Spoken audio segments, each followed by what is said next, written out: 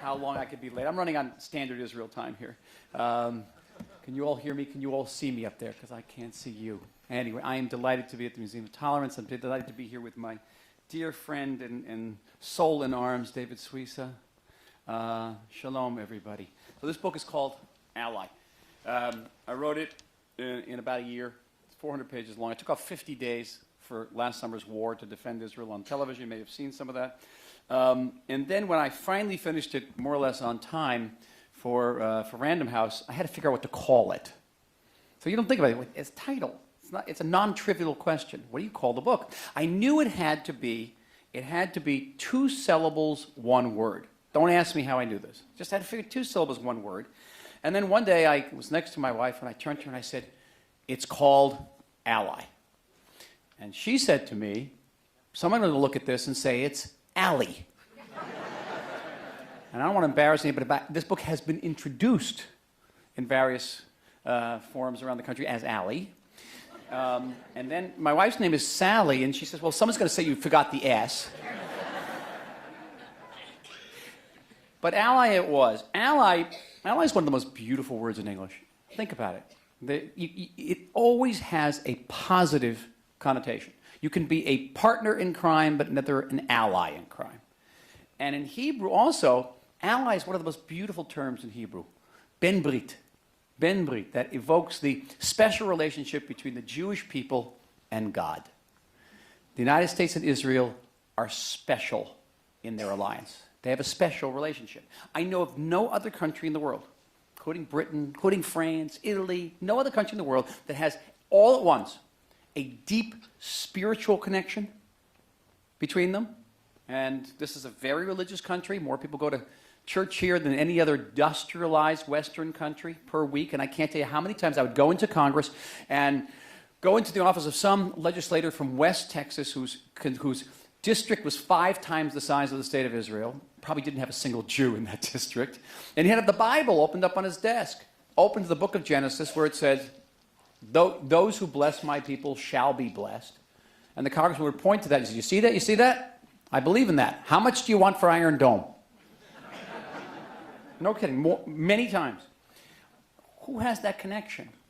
We have common democratic values, shared democratic values, and Israel is part of that ever-shortening list of countries that are democratic in the world. It's not getting wider, it's getting shorter, and we are on the very, very short list of countries that have never known a second of non-democratic governance.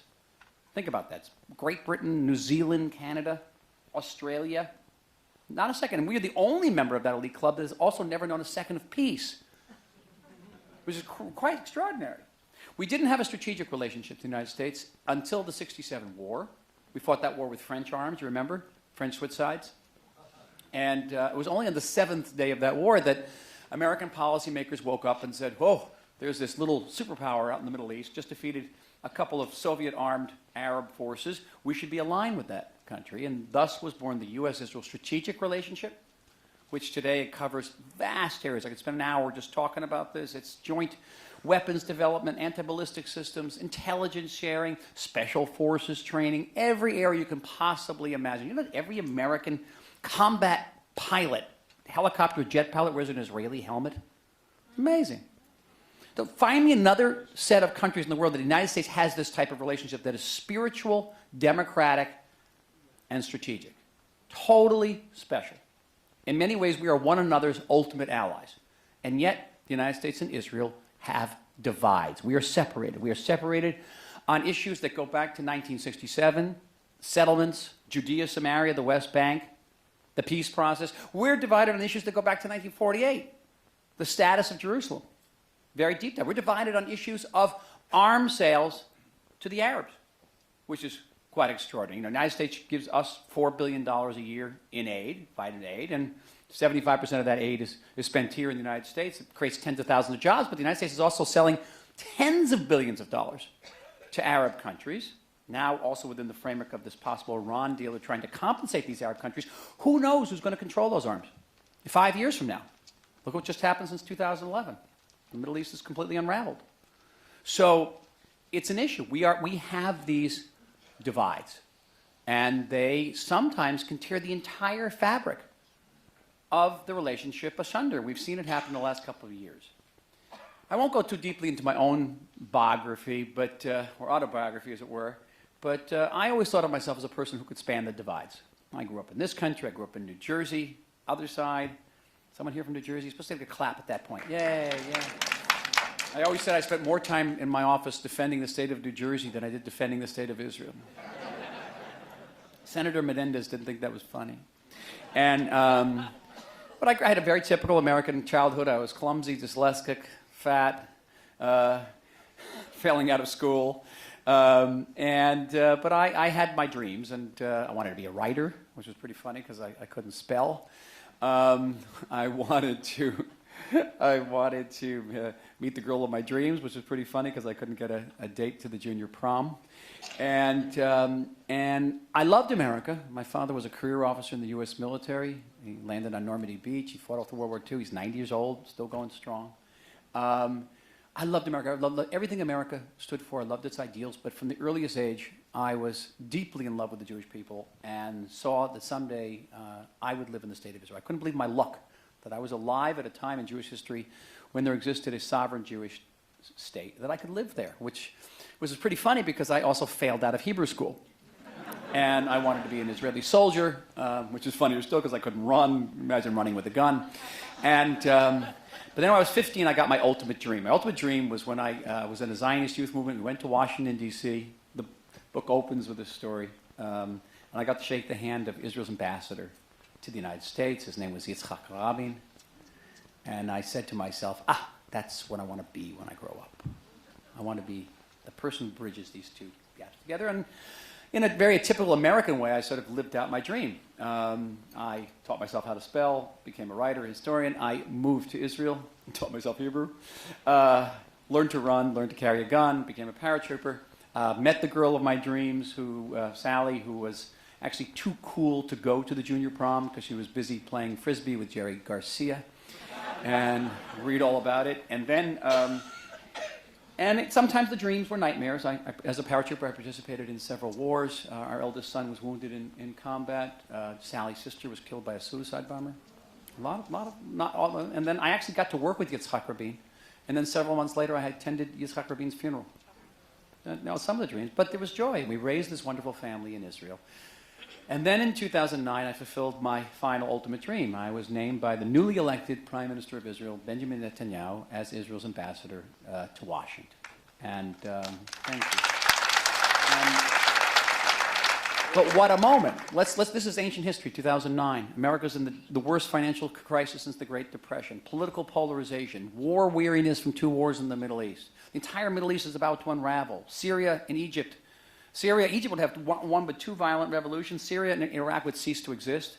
All this was going to happen on my watch. And right at this juncture, the Palestinians are walking away from the negotiating table. They had just turned down a full offer from Ehud Olmert for a Palestinian state in almost the entire West Bank, all of Gaza, half of Jerusalem.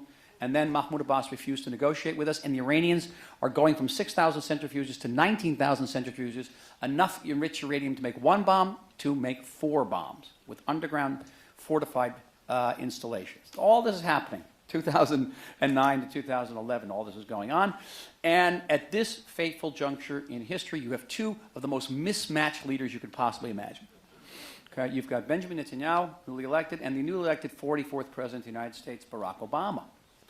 On one hand, Netanyahu, who was the former commander in Israel's Delta Force in Sayeret Matkal, was an economist, graduate of MIT, had been 20 years in Israel's Knesset. He had been a successful foreign minister, finance minister. He had been a former prime minister. He had been the second in command at the Israeli embassy in Washington. He had been Israel's ambassador to the UN. Pretty intimidating resume. But Benjamin Netanyahu was not particularly loved around the world, to say the least. Wasn't particularly loved in Israel either. And you compare it to Barack Obama in 2009, who doesn't have Netanyahu's experience in any of these areas, but he's an icon. He's a superstar. In America, certainly, but in the world, my God. Very, very different. And you have 2 men who have profoundly different worldviews. Netanyahu, you should know, hates political correctness. I don't know if you know this, David. He will not say the word paradigm. He hates the word paradigm. Netanyahu is sort of the anti-rock star, doesn't care. When he comes into office in 2009, the first thing he does is hang a big picture of Winston Churchill over his right shoulder so it will look over his shoulder. We like that.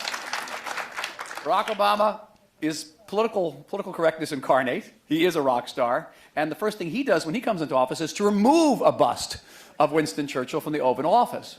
And basically, to me, that always says it all, the Winston Churchill thing.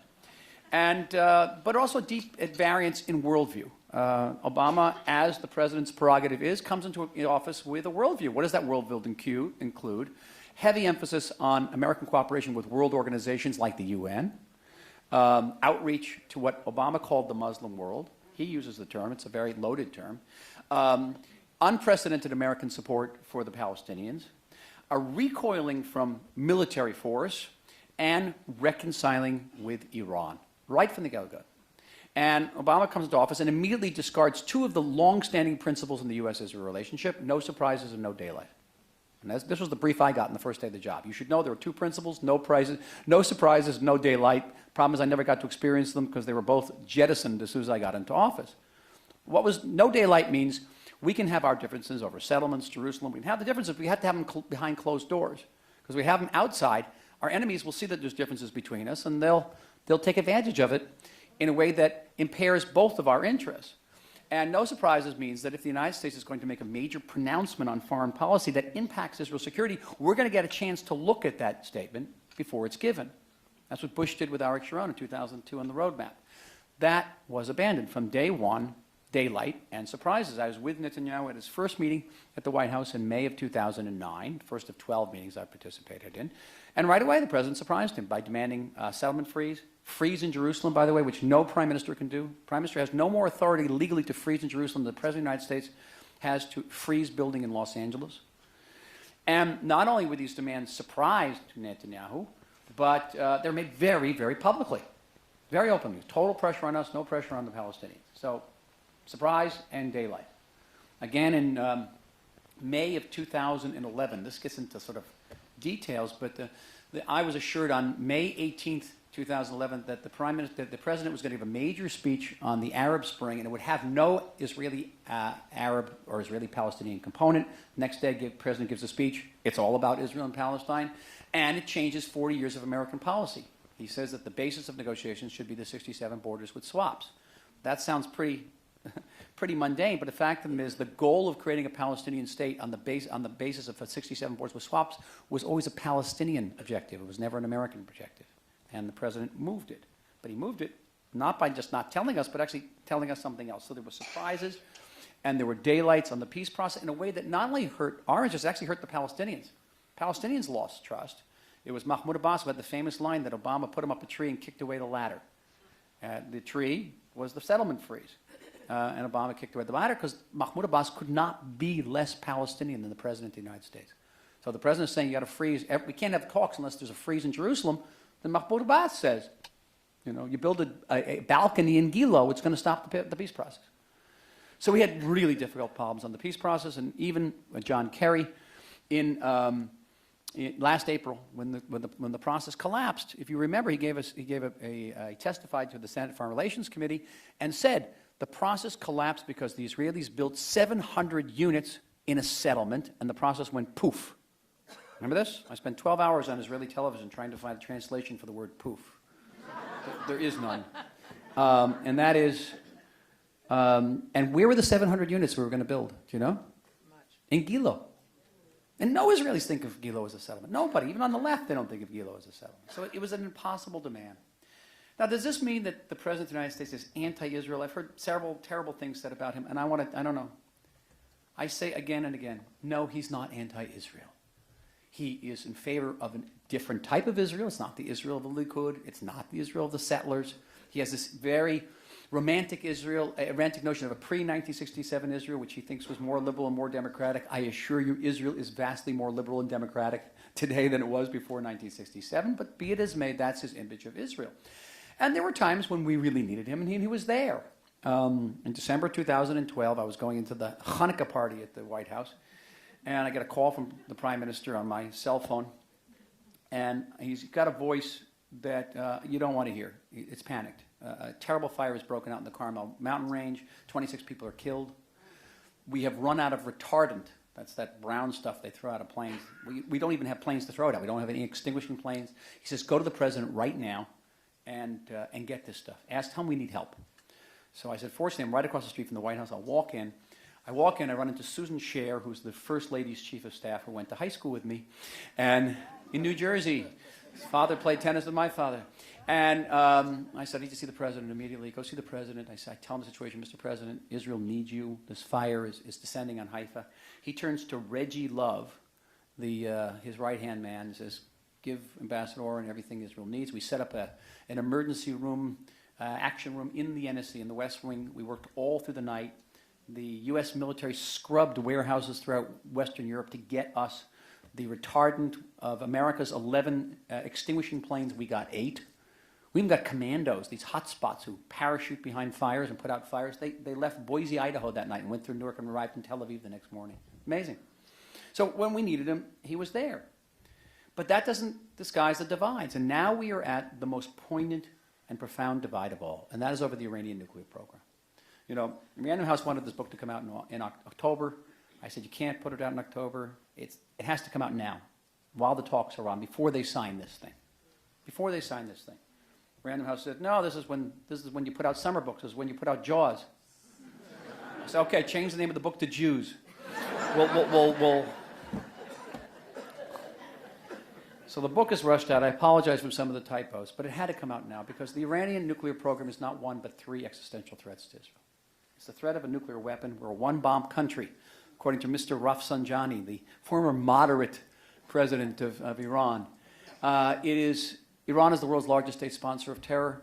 They get nuclear capabilities. The terrorists get military nuclear activities. They won't need a bomb. They just need a ship container. And once Iran gets the bomb, Egypt, Saudi Arabia, Turkey, everyone gets the bomb. We find ourselves inhabiting a profoundly unstable nuclear neighborhood. That's what it's for us.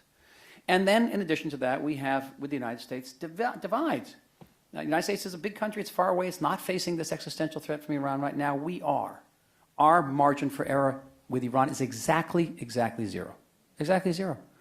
I had the privilege of participating in 5 years of intimate talks on the Iranian issue with the United States. And we sat around the table, we looked at the same data, we reached the same conclusions about the program, but we have difference of concept. We have deep conceptual differences. The president has gone on record saying that the Iranian regime is rational. It's anti-Semitic, but it's rational.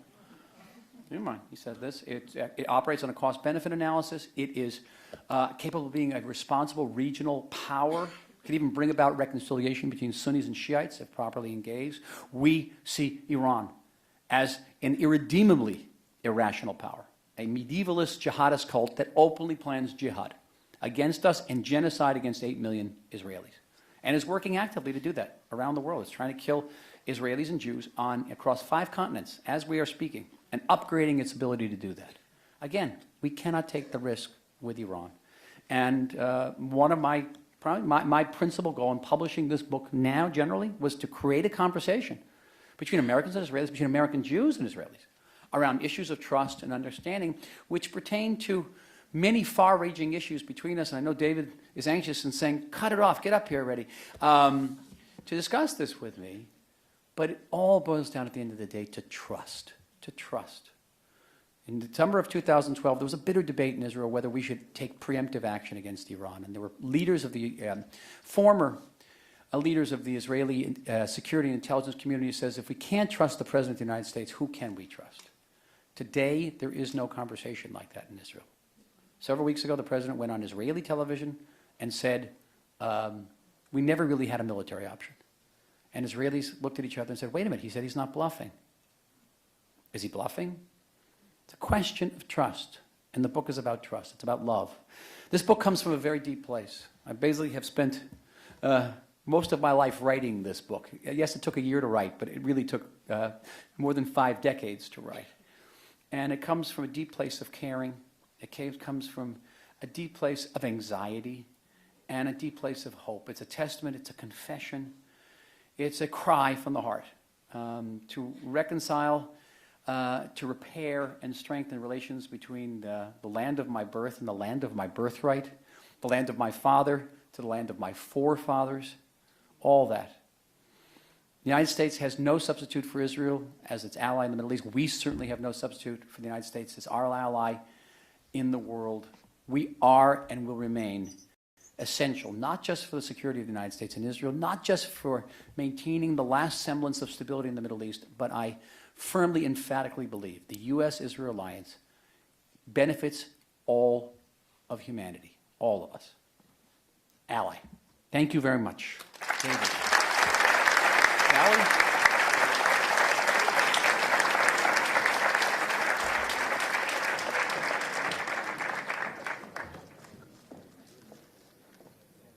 Thank you very much indeed, Dr. Oren. Please take a seat and catch your breath for a moment. We hear your passion, your commitment, and your concern. I think it has invigorated the whole audience. It is my great pleasure now to invite the moderator of tonight's discussion on the book. David Suissa is president of the Tribe Media and the Jewish Journal, a popular weekly columnist who just won first prize for best editorial writing from the American Jewish Press Association. David was previously the founder and CEO of one of the largest advertising agencies in California, Suissa Miller, before selling the agency so he could dedicate himself full-time to the Jewish world. Please welcome our good friend, David Suissa.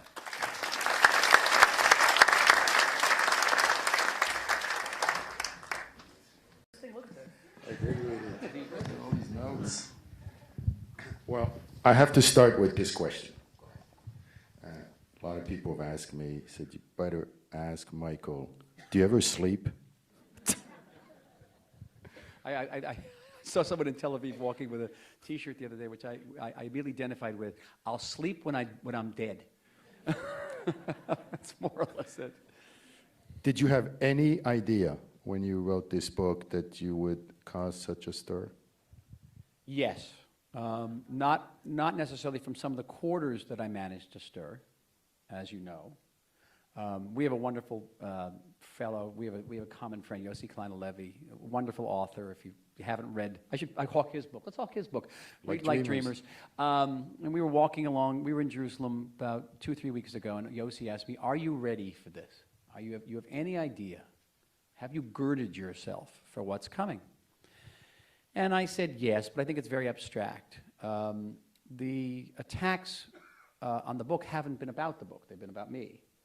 And I don't want to go through the litany of some of the things I've been called. But in a way, it's encouraging, and maybe in a type of counterintuitive, crazy Jewish way. It's encouraging because no one will take the book on its merits. It's easy to try to disparage me and try to delegitimize the book, and I certainly deal a lot with delegitimization of Israel in the world. But no one is saying, hey, what you've written here isn't accurate. No one. And I would strongly challenge them to try to do that. Some people have said, well, the United States surprised Israel in the past, or Israel surprised the United States in the past. We negotiated the Oslo Accords, and we tried to negotiate with Hafez al-Assad in the 90s without telling the United States. You know those, the Oslo Accords?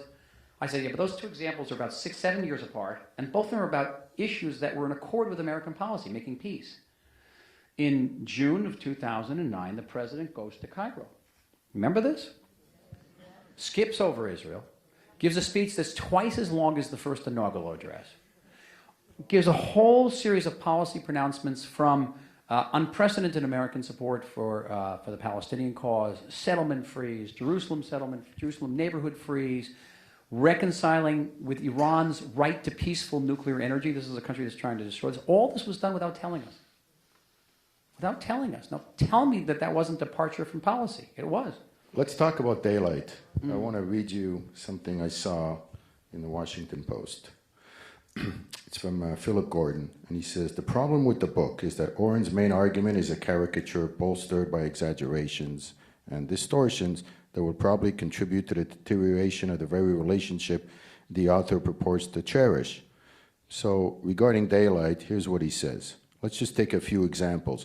Dwight Eisenhower slammed Israel for the 1956 Suez operation and forced it into a humiliating retreat. Gerald Ford froze armed deliveries and announced a reassessment of the relationship as a way of pressing Israel to withdraw from the Sinai. Jimmy Carter clashed repeatedly with Prime Minister Begin. before, during, and after the 1978 Camp David summit, Ronald Reagan denounced Israel's strike on the Al-Sirak nuclear reactor, blah, blah, blah. And he goes on with the loan guarantees for the first President Bush, and he has a whole litany of examples that seems to contradict the point you were making of the principle of no daylight. So what he gave was I could give those 4 or 5 similar examples. Find me many more. That's over the course of 50 years. I will give you 20 examples over the course of 5 years. And there's the difference. And as I said before, I acknowledge there have been times when Israel has surprised the United States, and the United States has surprised Israel. There's been time when there have been daylights. But never as a matter of consistent policy. There is the difference.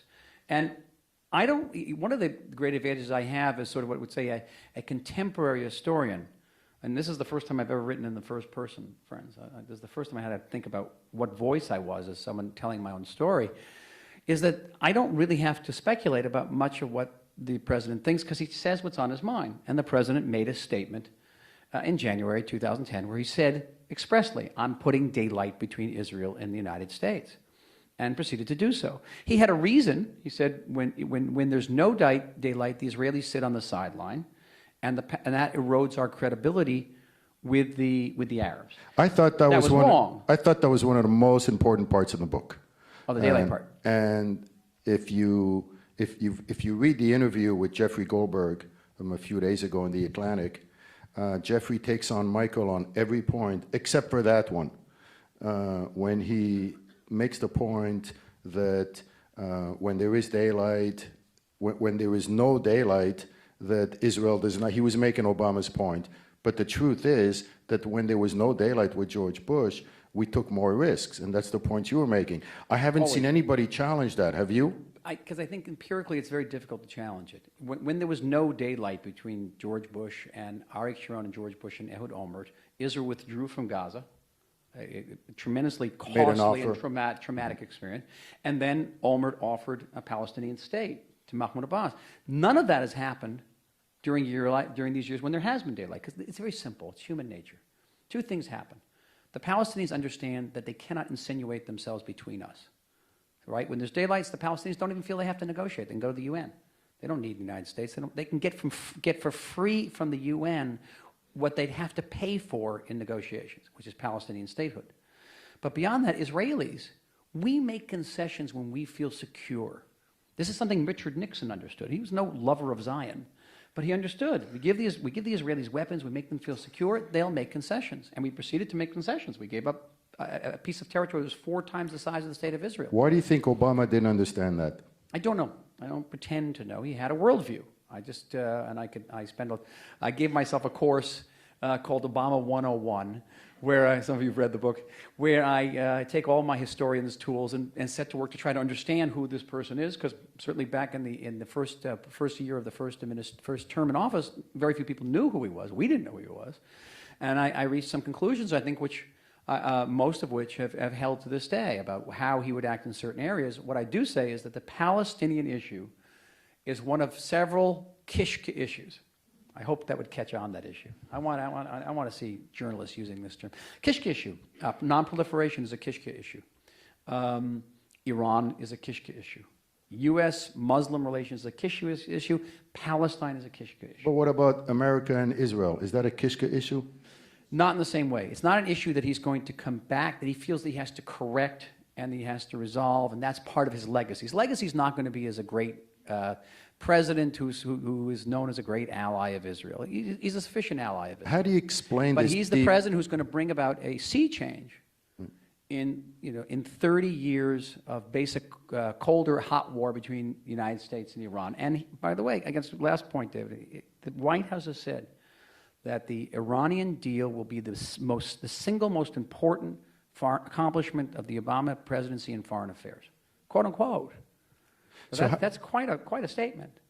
You have a deep understanding of America, American culture, the Jewish American culture. It comes across in the book. How do you explain this deep attachment between so many American Jews and President Obama when it comes to Israel? Well, I don't think it's a zero-sum game. I don't think they are attached to Obama because of his position on Israel. Listen, I have a very big family in this country. You will read that I made Aliyah alone. I have no family in Israel other than the family I've made. And, you know, I made out of the aisle with a backpack. I left a lovely family behind. I'm still very close to them. They're here in California. They're in the East Coast. They're everywhere. In my entire family, I do not know anybody who voted Republican, either in 2008 or 2012. And they care passionately about Israel. They care passionately about me and my family. But you ask them, okay, I asked them, what determined your vote? And overwhelmingly, they had the same answer. You know what it was? The composition of the Supreme Court. Someone's nodding out there. I can almost see. You know this. The composition of the Supreme Court. You saw it at work this week. Composition of the Supreme Court. I quote one conservative activist saying, American Jews are more pro-choice than they are pro-Israel. I don't know if that's true, but here's I would adduce my family as Exhibit A of why American Jews voted for Obama. It's not necessarily because of Obama. I guess there was a tremendous amount of excitement in 2008. There were members of my family sleeping in Obama pajamas. I promised them I wouldn't mention them today. Very close members of my family. But by 2012, people pretty much understood who the president was and what he stood for, and they still voted for him because of composition of the Supreme Court. Right, but I'm talking about the pro-Israel contingent in America. People who love Israel, Michael. Yes. People who love Israel. My family loves Israel. And they love Israel, and they love Obama. And one of the things you hear over and over again, whether it's from Jeffrey Goldberg or Leon Wieseltier and so forth, the reason it's the policy of Israel is the thing that divides them and divides them with Israel. It has nothing to do with the fear of anti-Semitism or anything personal against Netanyahu. I keep seeing this theme over and over again, that it's the policies of Israel that they're against. Let's understand something. I don't want to create the impression that the president had a monopoly over making mistakes, even policy decision mistakes. We made mistakes. I made mistakes. We surprised Vice President Biden when he came to Israel, and someone announced a project in Ramat Shlomo, which is over the 67 lines. We surprised him again when Netanyahu met Biden in New Orleans. There was another announcement in Jerusalem. Biden's staff loved this stuff. But we apologized. In fact, I was next to Netanyahu when we heard about these projects. He was as surprised as Biden was. It wasn't a matter of policy. The only big policy decision that was a surprise, I don't think it was meant to be a surprise, was Netanyahu's speech to Congress last March, which I, as already in politics and not a member of the Prime Minister's party, I took exception to it. I did take exception to the content of the speech, not at all, 1,000% behind the content of the speech. I had questions about the venue. But generally, we tried to avoid surprises, and generally, we tried to avoid daylight. Now, I don't know if that's the question you're asking. You're asking, certainly we have policies that are not supported by a large share of the American Jewish population. I'm not going to say the majority, but a large segment are not great advocates of Israel's settlement. And they're policy. saying that's the reason they criticize Israel. It strictly has to do with policy. No, and then this is where the book gets very sensitive. I made a decision, David. I decided I was not going to shy away from anything. I probably had to have my head examined. I was going to touch the most sensitive chords. And I mentioned the book took a year, 50 days off of the war. I don't know what that works out per page, but there's 4 or 5 pages of this book are dedicated to the U.S.-Jewish-Israel relation. And those 4 pages took me a month to write because I agonized over them. They tormented me. I went back and wrote and rewrote, trying to get the essence. So among the chords that I now see that I touched was American Jews don't understand Israel. I also say that Israeli Jews don't understand America. You go to an Israeli Jew and you say Selma, okay? They think you're talking about his cousin in Long Island, right? Selma is a profoundly loaded term for American Jewry. It relates to maybe the pinnacle of the American Jewish experience when American Jews joined with African Americans fought for civil rights. It means nothing for Israeli. How many American Jews understand what we've gone through in the last 15 years? Withdrawing from southern Lebanon, withdrawing from Gaza, and being hit by thousands and thousands of rockets. Really what it means. When I'm writing this book, I got to stop and run into a bomb shelter all the time. What does that mean? Can you internalize that? So I touched that, but then I went even deeper. I talked about American Jewish journalists. Oh my God, this was like... So, I acknowledge an obvious fact. Jews are misrepresented in the American, disproportionately represented in the American Jewish media. Open up any newspaper, open up any op-ed page, it's a bunch of Jews yelling at each other. Some mishpucha around a table. And there's the old anti-Semitic canard that since the Jews control the media is pro-Israel. Well, we may be misrepresented or disproportionately represented in the media, but that doesn't make the media pro-Israel. And in fact, there are American Jewish journalists who say, point the fact, I'm Jewish, therefore I can criticize the Jewish state. You know, if you all know people like this, I'm not going to mention names. That has touched a chord. That has gotten people angry. I've been saying it's been attributed to me mostly by Haaretz that I've called American Jewish journalists anti-Semitic. I mean, this goes in all sorts of crazy places. But I'm stating a fact. It's a fact. Anybody want to challenge that fact? And because you can't, it's irrefutable. And the fact that the American Jews are in the media, many of the media outlets are actually owned by Jews, sometimes for many generations, it hasn't made them pro-Israel. I don't expect them to be pro-Israel. I don't expect American Jewish journalists to be pro-Israel. That's also been imputed to me, that I expect American Jews, because they're American Jews, to write pro-Israel things. I don't expect them. I expect them to be journalists.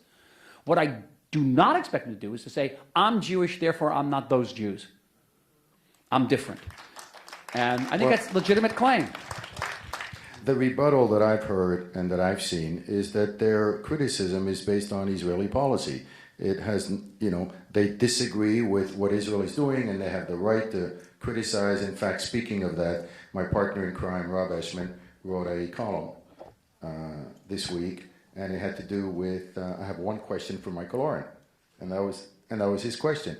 And he notices that in the book, you take on Obama, but you don't really take on Bibi. And one of the things that he finds missing in the book is that Bibi is always on the defensive, and at no point do you feel like he's taking the initiative. So I have two questions. One, do you agree with that assessment, that Bibi was mostly on the defensive? And two, did you have any moments, any sort of, intimate moments with Prime Minister Netanyahu where you challenged him? I almost wish I want to be able to read, and I can't go look for it, but there's a section here where I talk about identifying with the pain of American Jews who are tormented by our settlement policy. I understand it very, very well.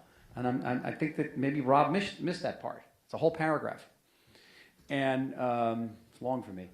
And so I'm going to have to disagree with him there. It's there in the book, and it was part of that 4 pages over which I racked my soul. And then I talk about the mistakes that the Prime Minister made. But more than that, I talk about the policy debate that goes on behind the scenes to answer the question, how do we best cope with this phenomenon known as Barack Obama?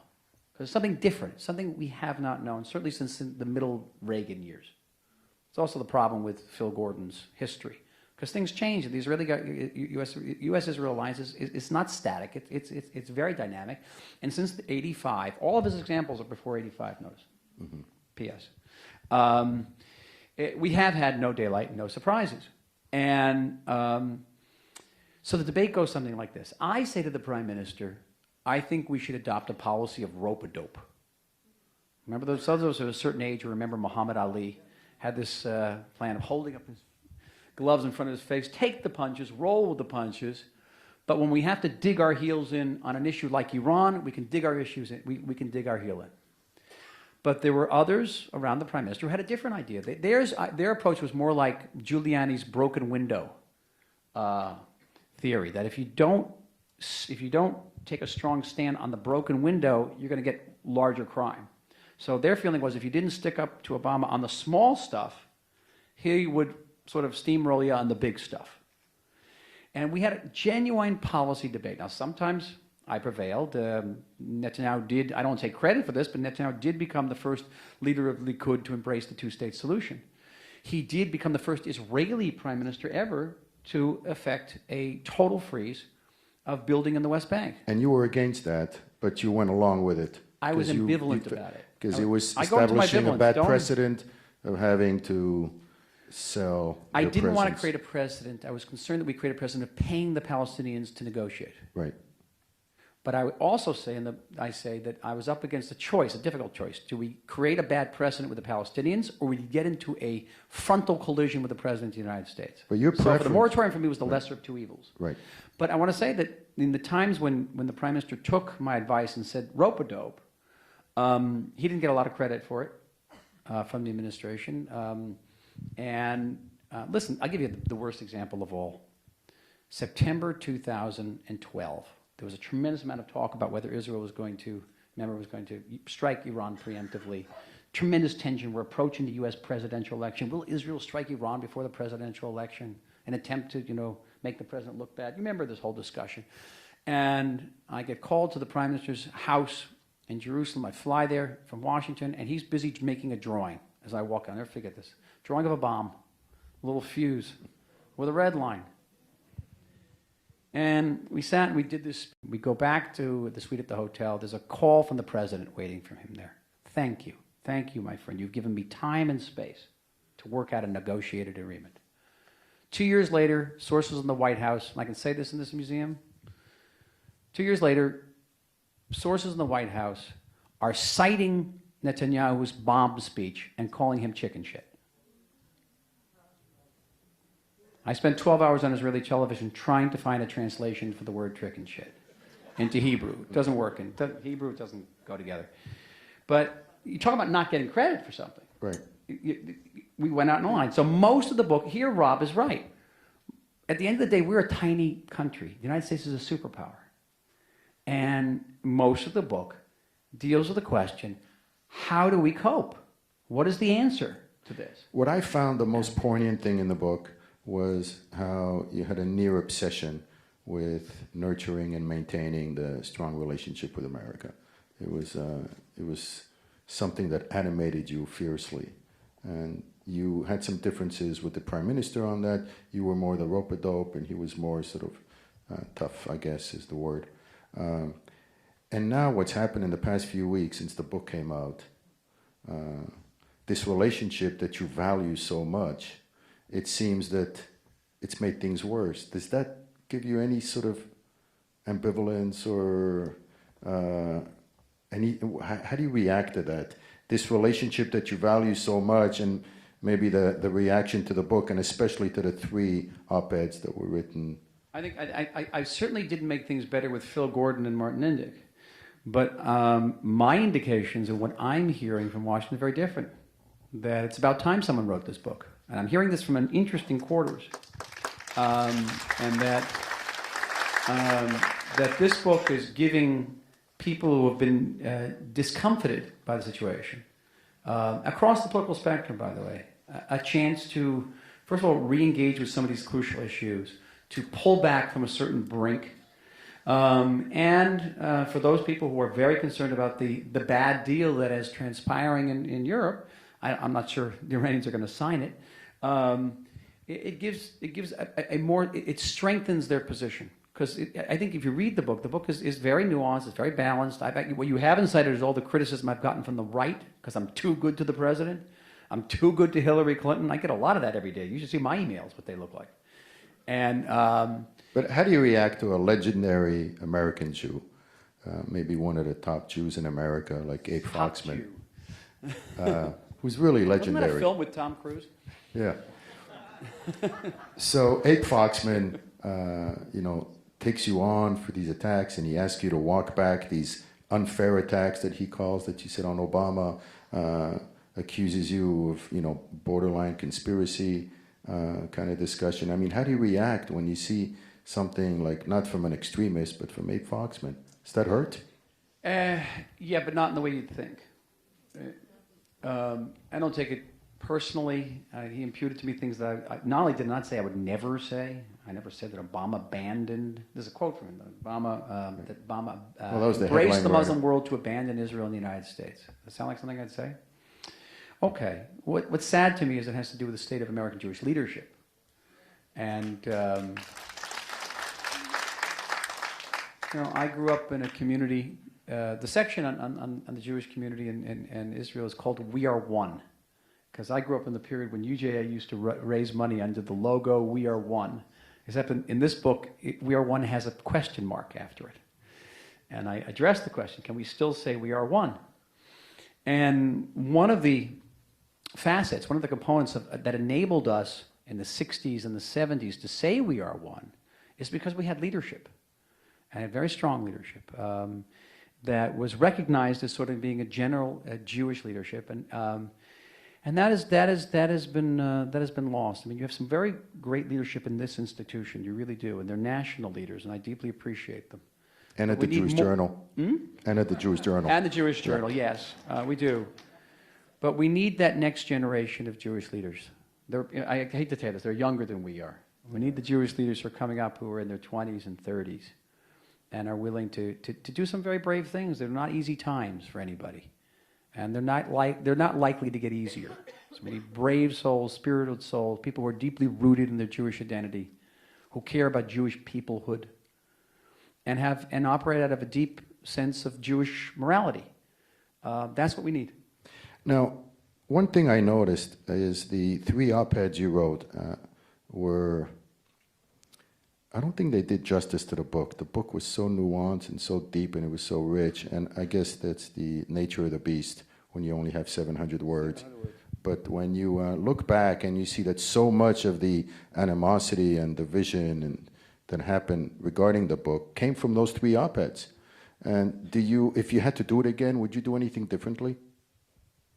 I'd probably try to influence some of the titles that were given to them, which I don't give them. You know, in op-ed writing, you don't get to give the titles. And some of the titles that given were not substantiated by what was in the op-ed. At the Jewish Journal, we would have worked with you that on the but, headline. But I give you one op-ed. I actually say some of the things that the president has done, and I talk about abandoning principles but not abandoning Israel. Those nuances are lost. It's true with 700 words. You don't have much. And then the whole idea of the 2 Muslim fathers, which seemed to strike a... Which is, by the way, the book is storm. 4 times tougher than those op-eds are. 4 times tougher. And the op-eds reflect. It's letting my readers, it's signaling my readers that I'm about to publish a tough book. And brace yourself. And I'm not going to hold back on sensitive issues. I was taken aback by the whole thing about the Muslim fathers, because that's, first of all, a standard question that anybody in my position would have to ask. To what degree did a policymaker's family connections influence his policies? And what was even stranger still was that the president talked about those family ties all the time. He wrote a book about them. I don't know why my mentioning them becomes so controversial. Moreover, I use the exact same methodology in analyzing Netanyahu. I talk about his relationship with his father. Right. Anybody who wants to understand me, understand my relationship with my father. So, right there. What I find fascinating, though, is that just a couple of months ago, you were one of the most beloved, unifying Jews in America. Everywhere you went, everybody loved Michael Oren. Left, center, right. You had this incredible unifying force, and you've taken a great personal risk. You've written a book which has incredible candor. I've rarely read a book of the memoir genre that has such candor in it. And as I was reading it, I was saying, this guy's not calculating what he's saying. I don't think he's really too worried about his career or his political future or burning bridges with anybody. I really just felt you were saying what was on your mind, and you're paying a price for it. Committing suicide is what you're telling me. But you're paying a price because it's so rare. If there was any American Jew, there was anybody in our community that you felt would not be attacked, it would be you. And yet, how does that feel? Does that hurt? How do you react to that? I'm going to take the Hillelian fifth, okay? Im enanimi mili im lo akshav matai. But I'll put a paraphrase on it. I wish you had a word for dafka in English. Oi. It's dafka because I was that unifying figure. It's dafka because I'm a moderate. It's dafka because I'm a member of a centrist party. I'm not a leftist, I'm not a rightist. It's dafka because I understand America and Israel and love these 2 countries. It's dafka because of all that only I could have written this book. And I hope that doesn't sound too arrogant or egotistical, but I just can't figure it. It gives it. This is not a time when Israel's survival is at stake. This is not about the time to think about how many people love me. Okay. So what you're saying is when the stakes are so incredibly high, it's not the time to think about political correctness or about etiquette. And yet, at the same time, there was a clear moment, and I was in Washington when Prime Minister Netanyahu made that famous speech in Congress, where he could have used the exact same argument you're using now. Could have. Where and in fact, he did.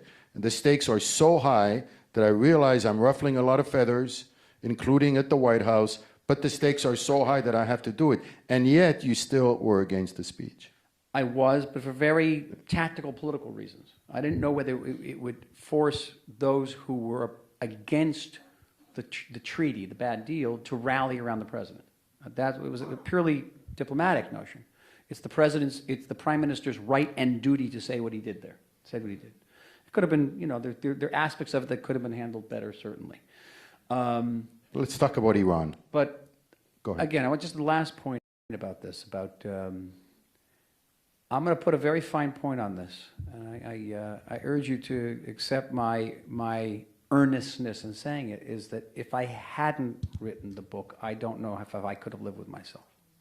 We love you more. Thank you. That's okay. I didn't write it for your love or anybody's love. I wrote it just for the love of a country and the love of my people, and I think that comes. I hope that comes across in the book. Well, what I found moving was that your love for America as well. Sure. It opens with my love for America. Yeah, it's full of love. How can I not? How can I not have love? Look, it's a really poignant thing. I mean, you got two best friends that are really divided, and sometimes I ask myself, will we ever have, the mother of all divisions, where you have really a conflict of interest that's severe and strategic between America and Israel? So no matter how special the relationship is, do you ever foresee something that really threatens the relationship? Well, right now, I will always say, and state today, that bipartisan support for Israel is a paramount strategic interest of Israel, that we should never become the monopoly of one party, that, chas v'shalom. But right now, we're at a juncture where maintaining that bipartisan support is very difficult. We have to choose between a bad deal with Iran that threatens our existence and bipartisan support, which is essential for our security. It's a very terrible choice. It's a terrible choice. Right. And you also mention in the book that the stakes are not as high for America. So here's an example. It's a big example of a major it's interesting. What is conflict. David? I've had a number of these conversations, public conversations, and there's one question that nobody ever asked me. So maybe you're going to ask me, and I don't want to. See, I get to ask a few questions too. There are 2 chapters here about the Pollard case. Because I'm the last Israeli official, to my knowledge, who visited Pollard in prison. You don't want to do this. But why I mention Pollard now is because it goes to the heart of the question of dual loyalty. And this book, I take a different approach. I'm proud of my dual loyalty. I come out right out front and say, I have dual loyalty. Yeah. And I've made a decision about which loyalty is going to take precedence in terms of my political loyalty, my strategic loyalty, my nationality. I had to give up my American citizenship to do what I did, and that's how the book opens, with me giving up my American citizenship and how painful that is for me. But it's not going to make me less American when I'm going to give up my love of football. I'm going to give up my love of American culture, American ideas. You can't take that away from me. You can't. I'm part of me. It's essential. But it's a recurring theme is dual loyalty. How do we be Americans and Jews and be part of the Jewish people and love Israel and serve Israel? Pollard is the flip side of that argument, and all the fear surrounding Pollard. It's interesting, when I appear before, I don't know if everyone's Jewish here, but you feel for mostly Jewish audiences, they don't want to talk about Pollard because it's just too sensitive. And I, again, made a decision that I was going to talk about Pollard in the deepest, again, most agonized way, because it was an experience that left me emotionally and physically broken. And I do hope that he can be released and come back to Israel. That's all. Yeah. What I found disappointing is how You know, at some point you mentioned it in the book how Pollard became like a bargaining chip when they were talking about the potential expansion of the freeze. I want to push back a little bit on one thing you said about people are afraid to talk about Pollard. That might have been true 10 years ago, but the sentence has gone on for so long that he's gotten a lot more mainstream support in the past few years. But I want to ask a question on Iran. One of the things you've said a number of times is that you pushed for early publishing of the book so that it would have some influence on what's going on now with Iran. It's incredible that we're meeting tonight, a day that is right in the heart, down to the wire, and they're talking about extending it for a few days, which they are doing. Do you think the book is helping from what you're seeing? Is it? I think the book is, my hope is people actually read the book, not read what people have alleged it's in the book or imputed to me, and that it will start this discussion. Because a cardinal part of the whole discussion around Iran relates to trust. And the president has asked, over the course of the last 5.5 years, has asked something quite extraordinary from Israelis. He's saying, trust me, I've got your back. I'm not bluffing. These are quotes. All options are on the table. He's basically saying, trust me with the lives of your children and grandchildren. Nothing less. And so a record of what happened to that trust and how it was eroded becomes absolutely germane to the debate around Iran. There was an interesting piece by Michael Doran this morning in Mosaic where he says, Michael should have just come out and said, I got taken. That Me? Yeah, like Israel got taken, Bibi got taken, you got taken. Because if you look at the book, you really... Speaking of a former student of mine, I should have failed the guy. Right. Right. But I lied. He's brilliant. Did you get taken in a way? But in a What? way, you're saying it in a very polite way. Yeah. That the issue of trust, because, for so many years, Obama was saying, I've got your back, I'm not bluffing. And then you find out at the end of the book that, well, maybe he was bluffing. How did you take that personally? I didn't take it so bad personally because we had our intelligence estimates of what the United States was doing and what it wasn't going to do. And at a certain point, I talk about how, from our perspective, the United States government seemed to be more concerned about the possibility of an Israeli preemptive strike than it was about the Iranian nuclear program. Correct. And that's certainly what we felt. These weren't surprises. And also as a sovereign Jewish state, which has the duty and the right to defend itself and the capability to defend it. We don't have the capabilities of the United States, but we have the capabilities. Then we don't outsource our fundamental security to anybody, even somebody we very much trust. That was a decision made by Levi Eshkol in 1967. It was a decision made by Ben-Gurion in 1948. Had to make a very similar decision when the United States said, wait a minute, trust us, we'll have diplomacy. You ever said that? They didn't say that, we said that. All right, and it's not as if Israel hasn't been at this juncture before. We have not come back from 2,000 years of exile to forge this state in the most inhospitable area of the world in order to forfeit our right to defend ourselves. That's all. Now, if you were Obama relative to Iran, what would you do?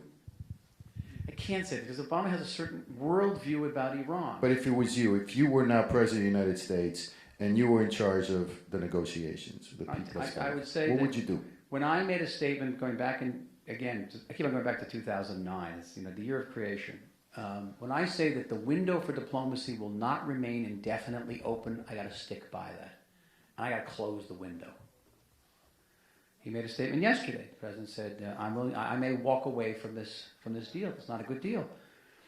Do the Iranians believe him? Do they have empirical basis for believing him? Because this has been said again and again, and they always come back. So if I had to deal with it. One of the challenges in the book was to deal with the fact that I tend to be I come across as rather prescient and clairvoyant. But I don't think it's rocket science. I've been saying for the last couple of months, if not longer, that the Iranians wouldn't sign on June 30th, even though I thought the book should come out now, because who knows, they could. Why? Because they have internalized that the longer they negotiate, the more concessions they get. Whereas it should be just the opposite. The longer they dither, the fewer centrifuges they should get. All right? It's just the opposite. No. And How do you answer, Michael? Let's say you do walk away now. Can't they just walk over the finish line and complete the bomb? Well, then you have to have a credible military threat. That's what that is. Okay. What's the problem with the credible military threat? The credible military threat is a paradox. The more credible it is, the lesser the chance you'll have to use it. The more the Iranians believe it, by the way. By the way, if you have to use it, the earlier you use it, it's less dangerous than later you have to use it. Because once the Iranian program goes underground, you got a problem. You got a carpet bomb all of Iran. Right now, they're very exposed in the enrichment process. But the Iranian leadership, they know they're paying a very high price for their nuclear program. You know, tens, if not hundreds of billions of dollars. But they believe that at the end of the day, they're going to have the thing. They have not realized, because there's no credible military threat, at the end of the day, they're not going to get the thing. And that they're paying all this money for naught. Because if they think they're going to get a bomb, they're not, because they're going to get bombed. Right? And so, again, try to see it through Iranian eyes. Ehud Barak, I had the pleasure and often the honor of working with Ehud Barak as defense minister. And thank you. Because he's one of the few people, there's no word for positive reinforcement in Hebrew, so we use a Yiddish word, we use firgun. And I always say that leaving Ben Gurion Airport, there's a big sign with the word firgun written with a big red line through it, and a warning to people leaving the airport, warning you are entering a firgun-free zone. Ehud Barak knew how to give me firgun. He was very supportive of me. But Ehud Barak would always say in meetings with American officials, and I'm not going to imitate his accent, he has a very heavy accent, he says, the Iranians, they don't play checkers, they play chess. And they play multi-tiered chess. They're very smart. Well, you know, if I can make one comment about the book is full of delicious anecdotes, like Michael just said, including one moment when his wife Sally, they have a heart-to-heart. He's thinking about putting his hat in the ring to be ambassador, a lifelong dream. And then they go through all the possible negatives and the conflicts, blah, blah, blah. And then she looks at you and says, are you sure you want to expose yourself to all that? Well, what's the answer, Michael? You are certainly exposed. I'm exposed. Looking back, are you happy you did it? I will be happy when I'm back in my home. I have zero regrets here. My whole life, David, and I think you know this, has been about service. The easiest thing would have been to go back to Israel, make some money, take a vacation, and I felt I couldn't do it. I couldn't do it. You know, when when I was writing the book, and then I went into politics. You really got to have your head examined. You know, when I first met you, you were a scholar. I met you at Shalem 10-some years ago. And those were the days. And I had this vision of you, you know, spending hundreds and hundreds of hours alone with boxes of archives going through, because you were writing these very, very, you know, heavy books. And then all of a sudden, when you got nominated ambassador, I'm saying his whole life is going to change. Here you go from being a scholar who spends hundreds of hours with archives to being a completely open, exposed diplomat who's got to buy a lot of suits and just be public 24/7. How was that from a personal standpoint? It's something I deal with, and it's one of the more difficult transformations. I had some dry runs. I very frequently during my life went from being a civilian to a soldier. And being an ambassador, you put on a uniform. It's not green; it's kind of blue, but it's a uniform. And you give up your ideas in favor of positions, and they're not your positions; they're the positions of a government. And by the way, that's true of people across the aisle on the United States side. We'd be at 2 o'clock in the morning in the White House screaming at each other. But in many ways, I had more in common with the person screaming at me across the table than I had with people outside the White House, because they made the same decision. They gave up their sleep. They gave up their vacation. In most cases, they gave up very handsome incomes to put on a uniform and serve their countries. And whenever I meet young people, there must be some young people out there, I always say, if you want a life that is very tough life, that has no vacations, that you're going to kiss your family goodbye, but it's going to be inestimably rewarding, think about a life of service. Even if you stay and serve the United States, any country, service, it's a wonderful thing. Even on the spiritual level, to serve is a great schut. It's the only word for it. It's a schut. Now, sometimes when you're schut is a great privilege. Sometimes that privilege involves pain. Sometimes it involves shame. One of the ways I've been able to weather the last 2 weeks is because I've been through all this before. I've had people screaming at me and using some very spicy language. I've been grilled in the national media. I have a section where I talk about my involvement with the 60 Minutes attempt to defame the state of Israel as an anti-Christian country. Tough stuff. You're going to read just how tough it was to be ambassador. It's a good dry run for these 2 weeks. Do you feel that there's a concerted attack against you? I noticed in your interview with Martin Indyk, your debate with Martin Indyk the other day on television, you quoted him when he was using a phrase like you're putting oil on the fire. Yeah, it's You messaging. said, yeah. They're very good at messaging. Messaging, right. And I said he'd been briefed. He said he wasn't briefed. And I said, of course you've been briefed. You didn't choose those words randomly. I encountered these words when Dan Shapiro, the ambassador, first called me. He used that term. It's not by accident. Your thin has gotten thicker? Your skin has gotten thicker? I don't think I have skin anymore. Okay, What? good. Listen, I was interviewed. There's a wonderful journalist in Israel named Yoaz Hendel, who is a favorite of so many people, a former commander in the Navy SEALs. And he was interviewing me in Hebrew the other day, and he says, you know, Michael, you sound a lot like Don Quixote. And I broke out laughing because in the autobiographical part of the book, I talk about playing Don Quixote in Man of La Mancha in my high school play. And I ask myself all the time, have I ever gotten out of that role? Now, mind you, our windmills are a little bit more serious. But And it's a criticism I have of myself. Maybe I have this Don Quixote complex, perhaps. But when you're a scholar, you search for the truth at all times, right? And all of a sudden, you're a diplomat. There's a part in your book where you quote a British writer who says, when I'm a diplomat, I lie for my country. Yeah, it's Henry, 17th century English diplomat says a diplomat, an ambassador is a man of virtue who is sent abroad to lie for his country. And I correct him. I said, he's wrong. An ambassador is a man of virtue who is sent abroad to lie for two countries. Two countries. And that must then be I tough talk for a about the scholar. deep physical and emotional price I paid to always come out with the same message. There's no daylight. Because I was so terrified of the ramifications of daylight. Because our enemies are going to hear that, and they're going to exploit it. Believe me, they're going to exploit it. They exploited it last summer. You don't think Hezbollah watched last summer while our airport was closed? I guarantee you the next war, there'll be thousands of rockets fired at that airport. Guarantee you. They're watching. That's daylight.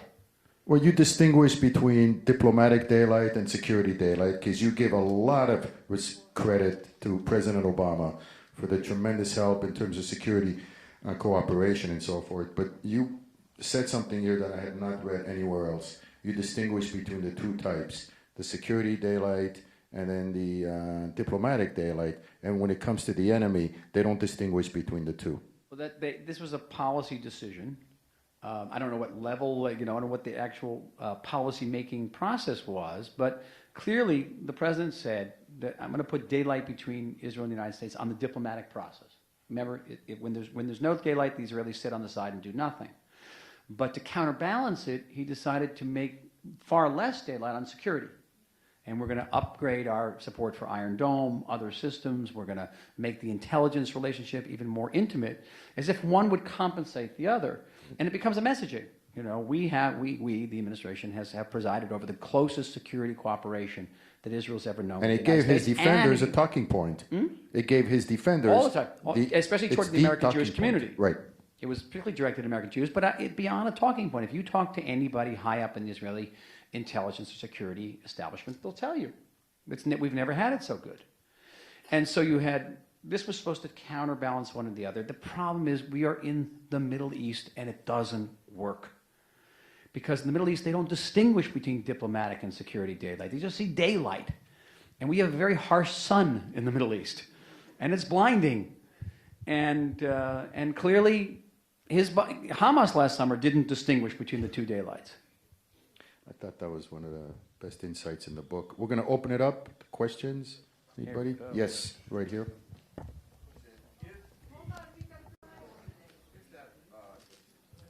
The S-300, the Russian system. Right, if that is delivered and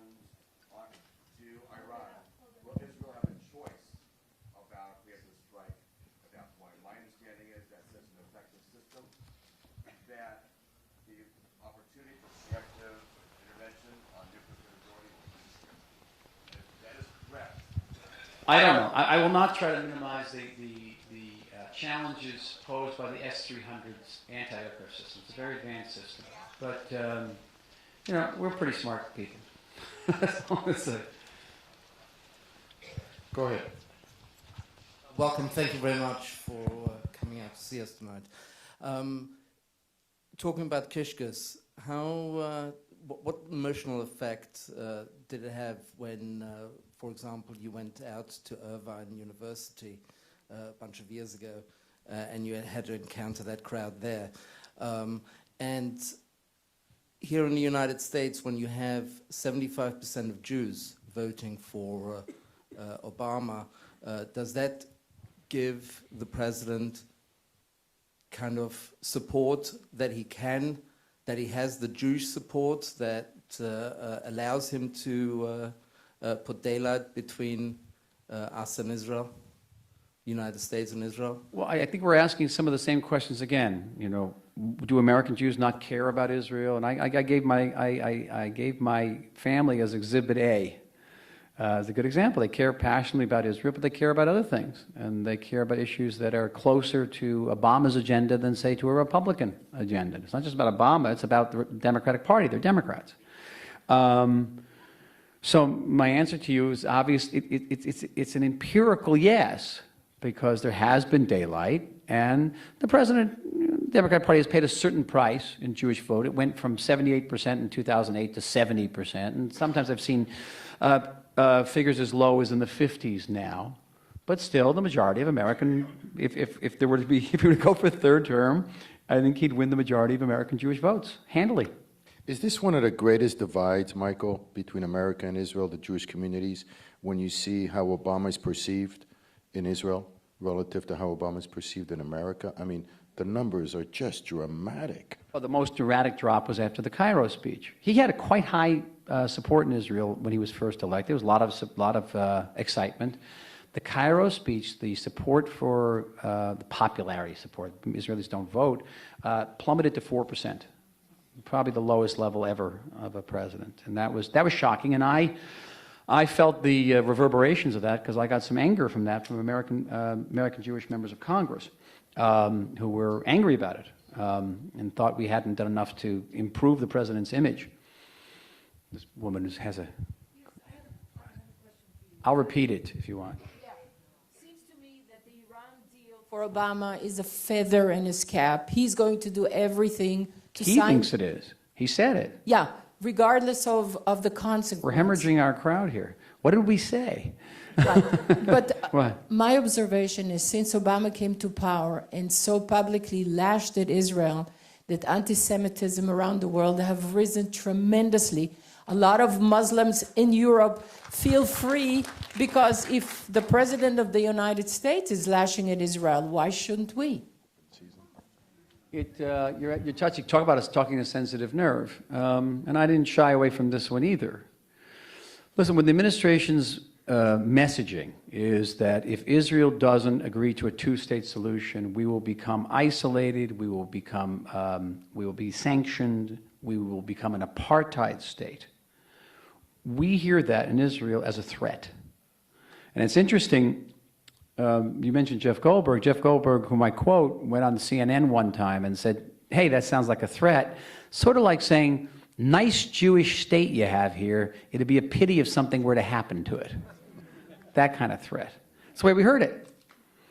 My recommendation to the administration was always don't do that because Israelis make concessions when we're not threatened. I think it's counterproductive. The whole approach was counterproductive. John Kerry would do this all the time, every week. Apartheid state, sanctions, isolation. Love. That was your line. My line was try love.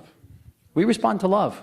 Imagine that, human beings responding to love and not to threats. And unquestioned, and I think the administration knows it doesn't have the ability to cut aid to Israel. Congress is not going to cut aid. Israel's popularity among the American public is close to an all-time high, not an all-time low. What you have is Europe, and particularly Western Europe. And in my position in Knesset, I meet with a lot of European delegations and leaders, and I always have the same line to them. Right now, you are America's stick. Don't you ever get sick of being America's stick? that you are. And why don't you play a more productive role? Why don't you play a more nuanced and balanced role? Here's your opportunity. There's a diplomatic vacuum in the Middle East. And it's, one sees the symbiotic relationship between the threats from Washington and the actual movements to boycott in Europe. Go ahead. In November 2016, what are the odds that Obama will recognize a Palestinian state? It's not recognizing the Palestinian state. It has to do with the French initiative or New Zealand initiative in the Security Council. Whether the United States would veto it, whether the United States would abstain on it, perhaps even support it. A lot of it has to do with the wording of the resolution. There are certain red lines. One of those red lines, for example, would be a timetable for Israeli withdrawal. I think the administration would not stand by, would not allow that to happen. It also depends on us.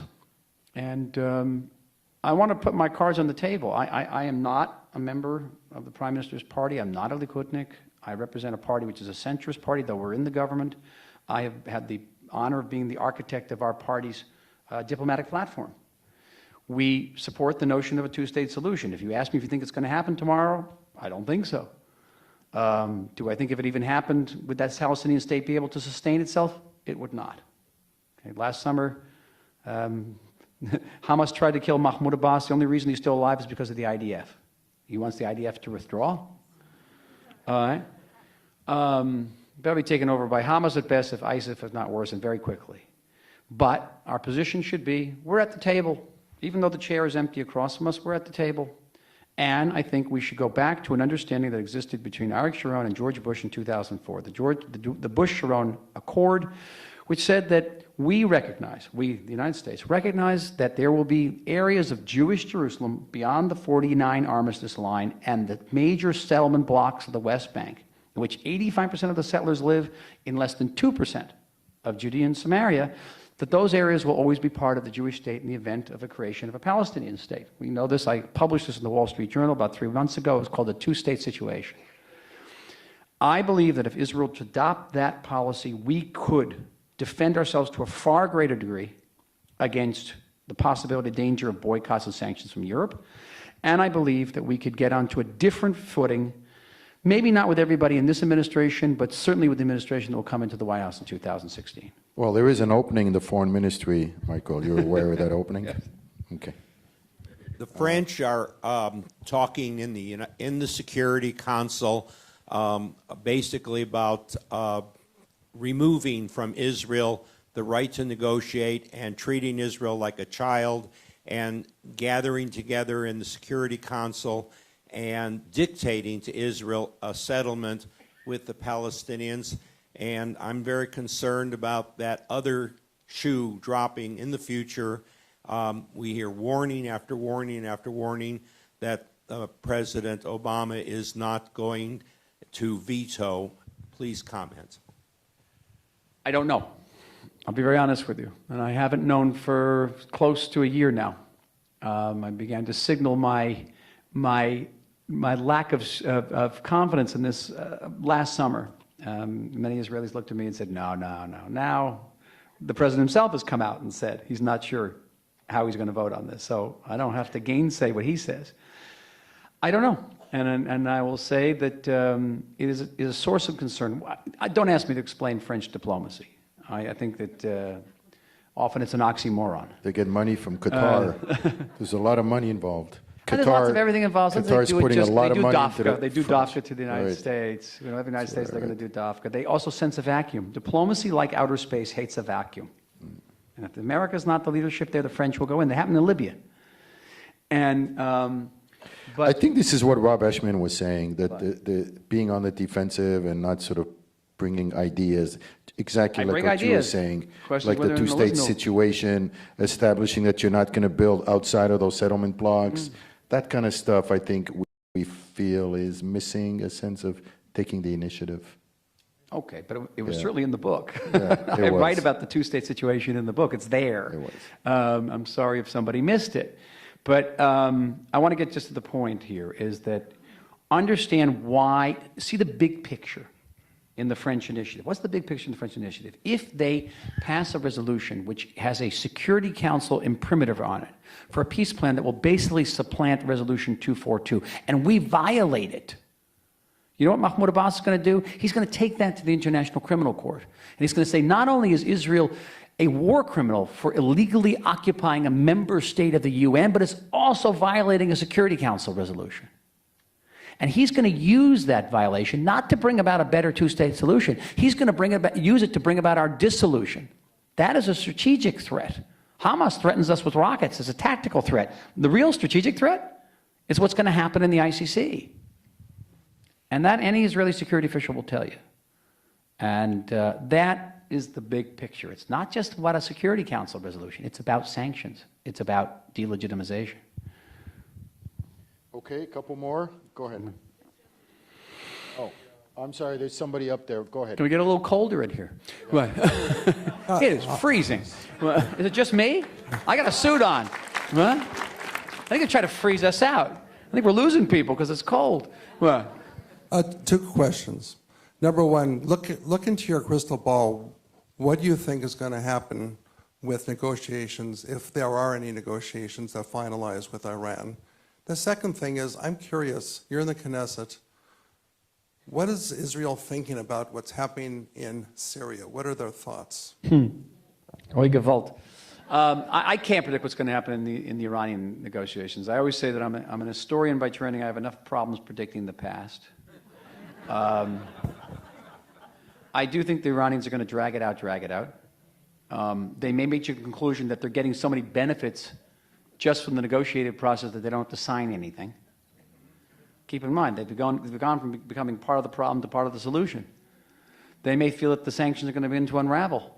They already have their nuclear program legitimized. They already have their regional primacy legitimized. All right? And remember Ehud Barak, multi-tiered chess. At the same time that they're having a nuclear program, they're moving in Yemen. They're moving in Iraq. They're now part of the solution. They got legitimacy. So they may conclude that, hey, we're getting enough out of the negotiations, we don't have to sign anything. Perhaps. I suggest that to you. So I don't know. As for Syria, Israel's long-standing position was that we preferred just about anybody to Bashar al-Assad, because he was the strategic keystone in an arc that extended from Tehran to Beirut. He collapsed, both sides of the arc would collapse. It would be an opposite threat. This does not mean that the enemy of the enemy is my enemy, is my friend. In the Middle East, you can have the enemy of my enemy is my enemy. And that's what you have in Syria. The enemy of Bashar al-Assad is ISIS, and Jabhat al-Nusra, and all these other terrible al-Qaeda-like organizations who are also our enemy. And for our purposes, it's very good that our enemies are shooting at our enemies. We wish they would do a better job against Hezbollah. Okay, one more. Here, may I say something? I'm trying to call This is Mr. Sousa. I'm curious about something. We were discussing how a great majority of the American Jews are not as supportive of the Israeli situation and all. I always question whether the media causes a lot of this, because they air all the dirty laundry, and there's so much anti-Semitism in the world right now, it's just going to go rampant. And that part is very disturbing to me. I like something that, since you called out my name, I like something that Leon Wieseltier said. He said, Jews in America feel really, really safe. And I think that gets reflected in many ways. I think the whole Tikkun Olam movement is a reflection of how secure we feel in America. And I think a lot of the chutzpah you see in terms of how so many Jews criticize Israel comes from that sense of safety. You feel safe, and it looks good. It's seen in the Jewish light. Tough love, self-criticism is a great Jewish value. So I hear it all the time. So I'm not as hard on the Jewish critics, even among journalism, as Michael said, maybe because I live with Rob Eshman all day long and I love the guy. So, but it is what it is. And I think the real poignant part of the book is the ending of the book when Michael talks about repairing. And how do we move forward to sort of keep the two communities, the American Jews and the Israeli Jews, somehow connected, because there are some real differences, and one of them is American Jews cannot smell Israel. You know, Michael was going into the bomb shelters when he was writing the book. My daughters were in bomb shelters last summer. I go to Israel twice a year, and I smell Israel. And when you don't smell Israel, it's really easy to sit here in America and just say, well, let's give up the West Bank and blah, blah, blah. Israel becomes a theoretical idea. And I think that's a really big division. And at the same token, Israelis don't understand the value that Americans put on pluralism and so forth. So there are some genuine differences, and I hope that programs like Birthright and so forth will help bridge them. Oh, the lady in green. Who, the lady with the mic. Okay. I was just wondering, you're probably familiar with J Street, and it's quite... never heard of No. And it's quite different than AIPAC, and all my kids they say, go, listen to what J Street has to say, and they're much more for it than they are for AIPAC. So I'm just wondering if you disagree completely with what J Street's policies are. Well, I had a lot of interaction with J Street, and I have no illusions about J Street. I think that J Street represents a challenge for Israel. I think it also represents an opportunity for Israel. What does it mean? J Street defines itself as a pro-Israel organization. As ambassador, I had to take J Street on its words, but I would always say that while Israel has an interest in having a biggest possible tent of pro-Israel organizations, even tents have flaps and pegs. And the flap of that tent is Israel has a right to exist as a sovereign Jewish state. Israel has a right to defend itself. Israel has a democratic system, which is one of our greatest accomplishments. Let's respect what the people's interests are in Israel, the way the choices they make at the ballot box. That's in the tent. By the way, I see a signal lack of respect for Israeli choices at the ballot box, and a lack of respect for our democratic system. But still, that tent. So sometimes J Street goes in that tent, sometimes out of it, especially on the Iranian issue, leading a huge campaign in favor of this deal. Now, this is a deal. They are going against the overwhelming majority of Israelis on this. This is not a matter of left, right, up, down. The head of the opposition in Israel, Yitzhak Herzog, came out earlier this week and said there's no difference between me and Netanyahu on the Iranian thing, but there's a big difference with J Street. They seem to think it's good for us. So there's that problem. But as you said, kids are drawn to J Street.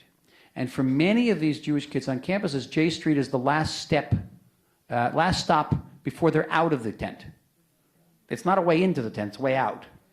They join JVP or some horrible anti-Zionist organization. I have a more Sephardic take on J Street, is I don't feel the goosebumps.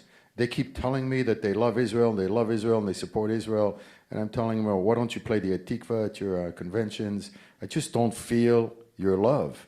And I say to them all the time, why don't you, their motto, their logo is a green arrow pointed upward. I said, there's nothing about your logo, and I met with their board several times. I said, change your logo, convince me.